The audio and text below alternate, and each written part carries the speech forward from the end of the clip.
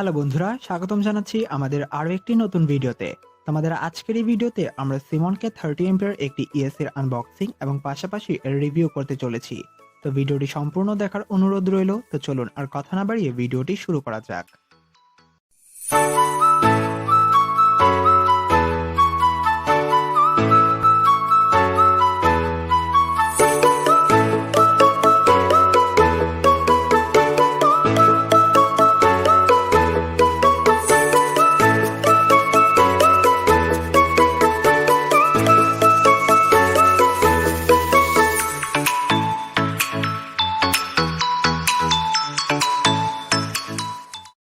এটি হচ্ছে সিমনকে 30 এর একটি ব্রাশলেস ইএসসি।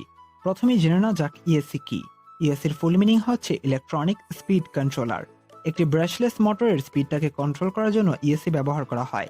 যারা কিনা একটু কম প্রাইসের মধ্যে ভালো মানের একটি ইএসসি চাচ্ছেন, এই ইএসসিটি তাদের জন্য।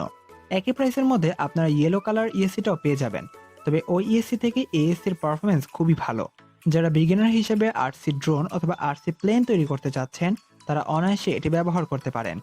এই ইএসসির মসফেটগুলো খুবই ভালো মানের, যার জন্য আপনি চাইলে এটি দীর্ঘদিন ব্যবহার করতে পারেন। সিমনকের 30 এর ইএসসির দাম 400 টাকা। আমাদের আজকের এই প্রোডাক্টটি প্রোভাইড করেছে আরসি ক্লাউড বিডি। তাদের কাছে আপনারা আরসি রিলেটেড সকল ধরনের প্রোডাক্ট পেয়ে যাবেন। তাদের ফেসবুক পেজের লিংক আমি ডিসক্রিপশনে দিয়ে দিব, আপনারা চাইলে সেখান থেকে ঘুরে আসতে পারেন। লাল এবং কালো তারটি হচ্ছে ডিসি ইন, অর্থাৎ এই দুটি তারের মাধ্যমেই ইএসসি তাদের প্রয়োজনীয় পাওয়ার নিয়ে থাকবে। কালো তারটি হচ্ছে নেগেটিভ এবং লাল তারটি হচ্ছে পজিটিভ। এই দুইটি তার ব্যাটারি এর পজিটিভ এবং নেগেটিভের সাথে যুক্ত হবে, যার মাধ্যমে ইএসসিতে পাওয়ার যাবে। খেয়াল রাখবেন যেন ইএসসি এর পজিটিভ এবং নেগেটিভ ওয়্যারটি ব্যাটারির পজিটিভ এবং নেগেটিভ ওয়্যারের সাথে ভালোভাবে যুক্ত হয়, তা না হলে ইএসসিটি পুড়ে যেতে পারে।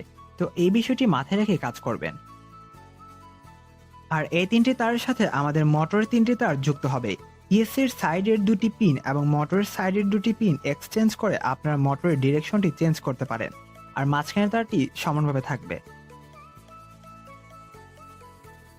এই তারটি ফ্ল্যাট কন্ট্রোলার, রিসিভার অথবা কন্ট্রোলারের সাথে যুক্ত হয়।